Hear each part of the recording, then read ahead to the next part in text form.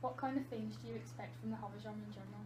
I think it depends on the type of subgenre the film fits into, because there are different conventions for each type of film. You would expect more blood and gore in a violent film, whereas in a paranormal film, the action versus more subtle. What typical locations would you expect to find in a horror film? Dark streets and forests are associated more with horror films because it creates darker lighting.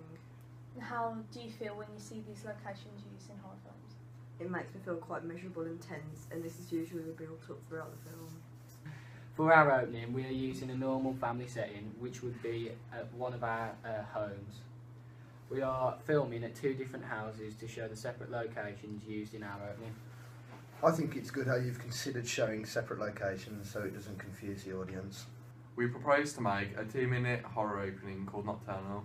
Katie, who's a 13-year-old protagonist, has regular flashbacks due to her traumatic experience of witnessing her parents being killed when she was 8. The flashbacks become more regular and intense throughout the film as she begins to discover the shocking truth, which leads to devastating consequences for her and everyone else around her. You've chosen to call the film Nocturnal because the main character experiences reoccurring flashbacks in the night, causing her to become depressed. You have thought about the film, how the film fits in with the horror genre, and you've considered how the title relates to the film's storyline directly. The 13-year-old protagonist will be played by Laura Hawksley, who will be wearing pyjamas in the present time and in the flashback. This is because she'll be portraying the ideas of both an 8 and a 13-year-old girl.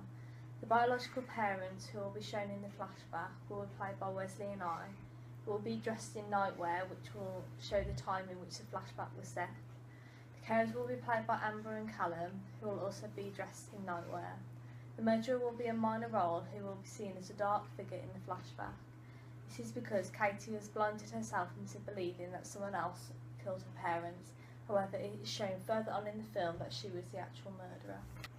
I think it is good how you have tried to show when the flashbacks and openings were set through costumes and have considered who will be acting in your film. We will be using 3 significant props, which will be a gun, rope and chairs. We are using the rope to tie the parents to the chairs in the living room where the flashback is set. The gun will be used in the same scene, which will be the murder weapon that kills the parents. You are using stereotypical props which are associated with horror, which is good as it reveals to the audience the genre of the film. Sound will be used throughout our whole opening. There is minimal dialogue to create more tension for the viewers, as the music will build up suspense for the climax of our opening. Sound would include eerie music as the titles roll immediately, creating suspense. Natural diegetic sounds would be used that are in a particular scene to show a more realistic atmosphere. Are you going to be making your own beats and like music for it? Yeah, for the scenes which require more suspense, such as the final scene which will show Katie waking up looking over her parents' bed. Your ideas are thought out very clearly and you have enough about all details which need to be included in the opening.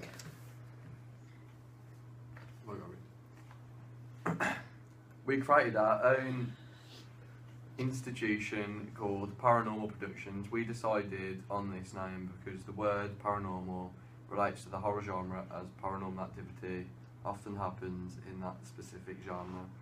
The audience will recognise the word paranormal and therefore associate the institution with making horror films.